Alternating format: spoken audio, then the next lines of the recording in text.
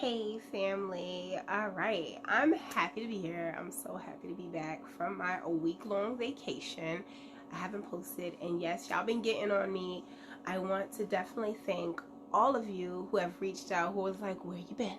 What's going on? You've been MIA. I've been waiting for your messages. I appreciate you. You're the reason why I do this, because if you're looking at my content, you're checking for me, you want to make sure that things are on and up and up. That's exactly what I'm looking for. I'm looking for people who are like-minded, positive, and they want a community. So thank you to you, whether it was you commenting on my posts and my pictures, or you just sending me a DM asking me, how am I doing? Am I okay? I appreciate you. I'm back, so I'm about to start getting my posting going again, so you don't have to look for the content. It's coming. Today I actually wanted to talk about one specific topic, and it's I would say in alignment to my thank yous for all of you guys, and it was about genuine connections.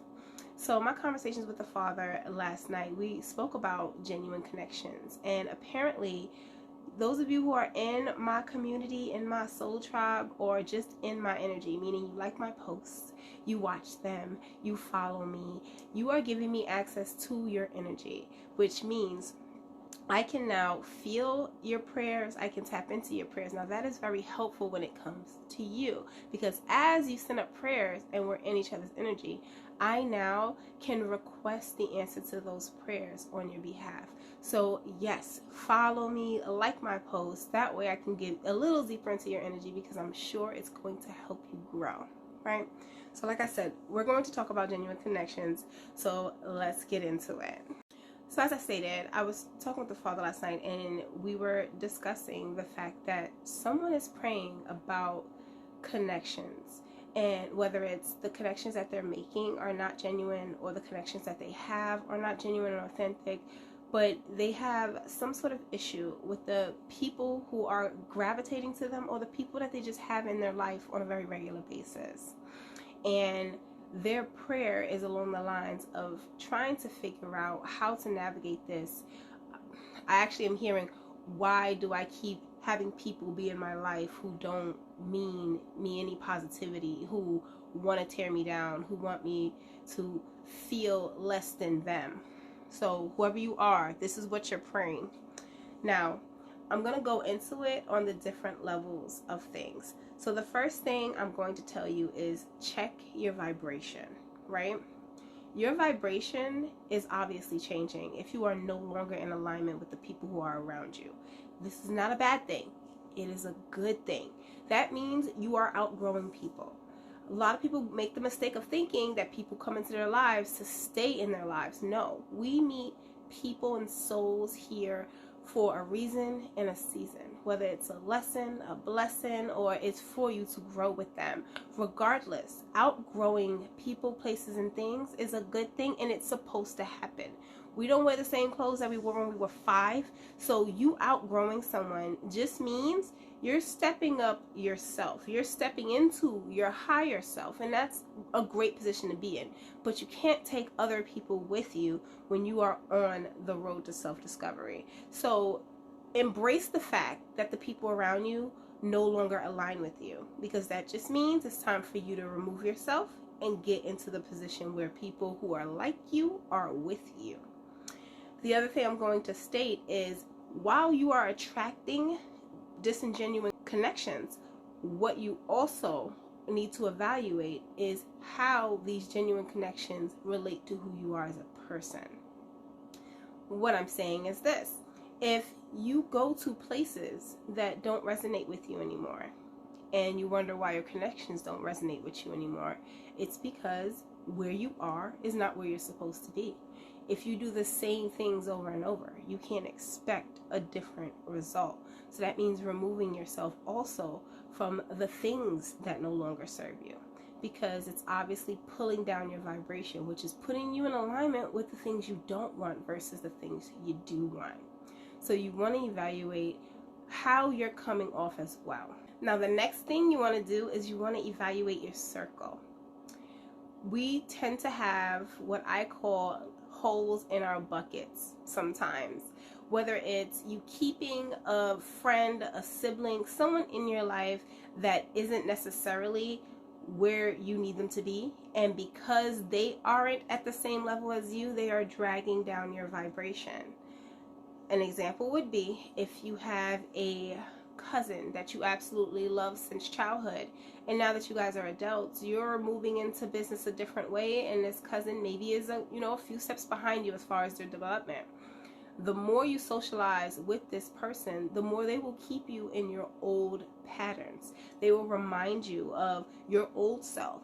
They will make you feel uncomfortable about your new self. So evaluating the people you have in close proximity and how they make you feel about your development is very important, because if anyone is making you feel like you're not a good priority or you're not a good point person to know what you need, they may need to be removed from your life. And again, moving people out of your life and into your life is a good thing.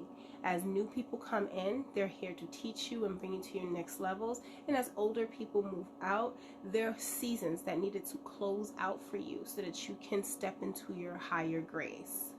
Now, the last thing I'm just going to touch on really quickly is also evaluating yourself personally. We sometimes forget that as we're growing into our new selves and into our new phases, that you also need to evolve and step up your game. Meaning, you have to resonate with what you're looking for. You want genuine connections? Are you a genuine connection? Do you provide that same loving feel, that same positivity, that same momentum for your growth as you want someone else to help provide for you? That matters, because like I said, vibration attracts vibration. If your vibration is low and then you are attracting people who are actually at a low vibration, you're in alignment with what you're getting. But if you're trying to step it up, you're going to have to change your vibration, either what you're putting out and what you're pulling in. The first step would be evaluating who you need to be so that you can embody what you're looking for. So it's very important to really dive deep within yourself. They talk about shadow work all the time in spirituality. It is very important. I personally have done so much shadow work, but I find that that's not the area where I have the most difficulty. I love shadow work because all that means to me is I'm just learning more about me and I'm getting better at knowing me. Shadow work can scare a lot of people because you're going to uncover things about yourself, things about your past, things about people who you maybe want to keep in your life because they are considered comfortable. And it's going to show you that it's time for you to let those things go. But make your peace with the fact that you are on a new trajectory. It's not a bad thing. You have to grow. And honestly, holding on to things that are holding you back is going to prevent that from happening. The last thing I want to push is, if you're looking to gather more information on how you can reevaluate your life, how you can reevaluate who's in your life, and what path you're on, I would suggest diving into the book of Proverbs.